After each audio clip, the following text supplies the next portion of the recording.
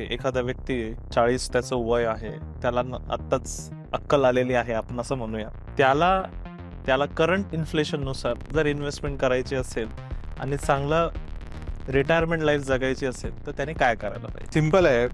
कधी पण कोणाला पण जेव्हाही ज्या दिवशी समजलं त्यांनी इन्व्हेस्टमेंट लगेच सुरू करायला पाहिजे.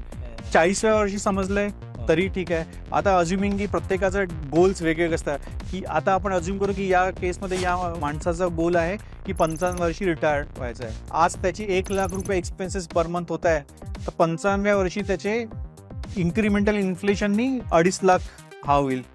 तुम्ही कोणताही सिम्पल फॉर्म्युला काढून तुम्ही काढू शकता की तुम्हाला after at the age of 50 7 ते 8 करोड लागेल. ओके, त्याच्यानंतर तुम्ही SWPचा ऑप्शन घ्या आणि लाईफ लॉंग त्याला SWP किंवा पेन्शन त्याला मिळत राहील. तर पॉईंट इज, मी ना बरेचदा लोकांना सांगतो की तुमची जेवढी ऐपत आहे तेवढं तुम्ही इन्व्हेस्टमेंट करा. आता काय होतं की लोकांची 1,00,000 रुपये सेव्हिंग करायची ऐपत असते 10,000 रुपये. ओके, 1,00,000 रुपये पर मंथ तुम्ही इन्व्हेस्टमेंट करत गेले.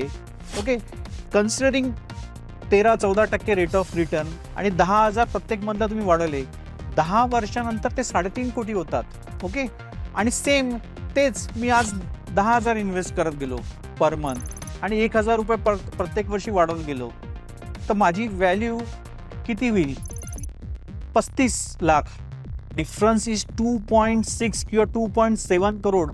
लोक मला कळतच नाही की इन्फ्लेशन, अरे तुमचं पोर्टफोलिओ इन्फ्लेशन बीटच करू शकत नाही जेव्हा तुम्ही इन्व्हेस्टमेंटचा अमाऊंटच वाढवाल नाही. If you want to beat the inflation then you should invest properly.